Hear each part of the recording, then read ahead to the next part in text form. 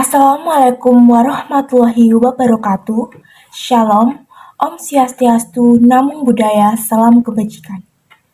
Pada video kali ini, izinkan saya mempresentasikan tentang penerapan design thinking pada layanan aplikasi Gojek dengan dosen pengampu Ibu Maria Angela Diva Vilaningrum Wadyatenti MSc, dan saya sendiri, Marta Diamati Putri Tebjaan dengan NIM 2322140067, Fakultas Ekonomi, Program Studi Manajemen Universitas Sanata Dharma. Nah, latar belakang dari penerapan design thinking pada layanan aplikasi Gojek ini yaitu Gojek dikenal sebagai perusahaan yang selalu berinovasi untuk memenuhi kebutuhan penggunanya. Salah satunya yaitu pendekatan yang digunakan Gojek untuk mengembangkan ide-ide inovasi adalah design thinking. Yang kedua yaitu rumusan masalah. Di sini ada dua rumusan masalah, yaitu yang pertama aplikasi yang hanya memesan makanan dalam waktu saat itu juga. Dimana kita tahu bahwa Gojek adalah aplikasi, dimana aplikasi itu yaitu aplikasi antar jemput, yang dimana di aplikasi tersebut ada fitur yaitu GoFood. Nah, di GoFood itu kita tahu bahwa di situ tuh cuma bisa memesan makanan dalam waktu saat itu juga. Nah, yang kedua yaitu menurunnya peminat pembeli pada aplikasi Gojek, khususnya di fitur GoFood. Nah, kita tahu bahwa 58% masyarakat memilih pesan makanan lewat aplikasi. Mereka jarang makan di tempat ataupun dibawa pulang.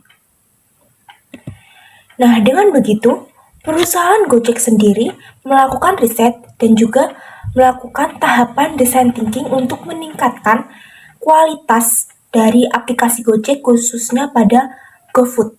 Nah, di sini perusahaan Gojek menggunakan tahapan design thinking yang ada 5, yaitu empatis, definisi, ide, prototype, dan uji coba. Yang pertama yaitu empati, memahami pengguna. Nah, bagaimana perusahaan Gojek ini melakukan riset untuk memahami kebutuhan, kebiasaan makan, dan tantangan yang dihadapi para pekerja kantoran yang sering memesan makanan online.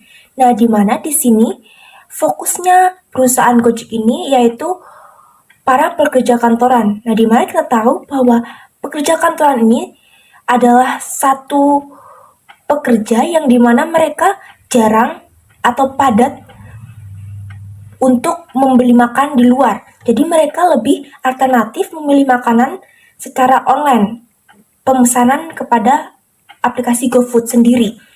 Nah, yang kedua yaitu metode. Mereka menggunakan metode yaitu wawancara, observasi, survei, dan diskusi.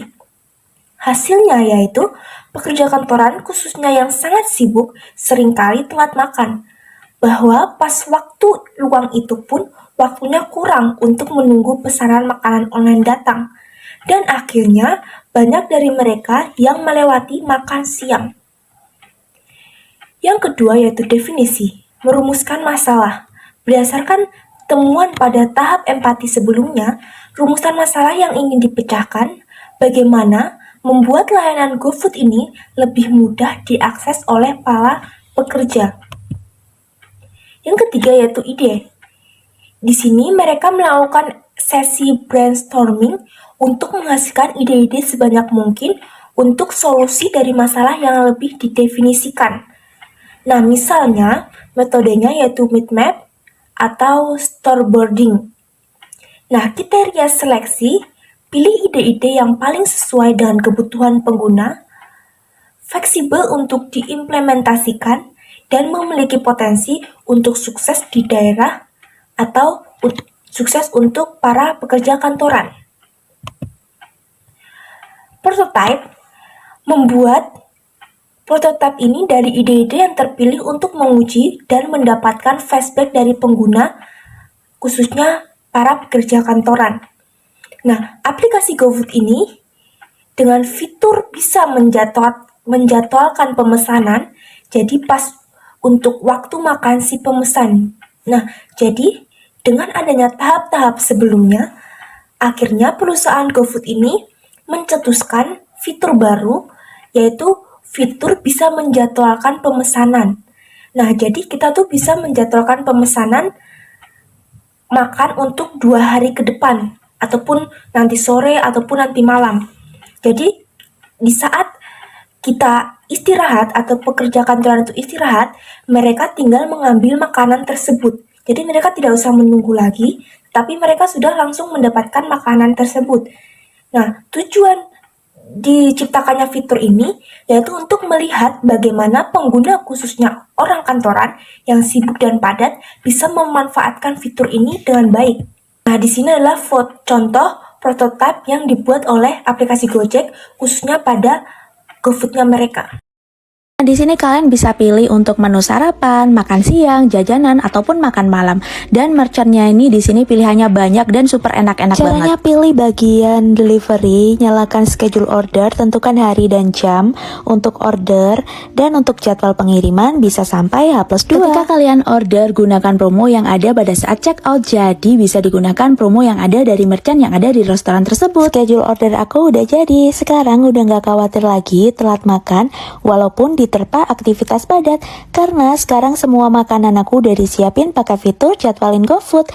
Jadwal makan aku jadi lebih teratur banget, pasti ada jalan. Nah, dengan begitu, yang terakhir yaitu uji coba, yaitu perusahaan Gojek itu melakukan pengujian pada prototipe dengan melibatkan pengguna yang benar-benar jadwalnya padat. Nah, metode ini, pengujian observasi atau wawancara, hasil dari analisis tersebut adalah kumpulan dan analisis flashback dari pengguna untuk mengidentifikasi area yang perlu diperbaiki dan menyempurnakan prototipe.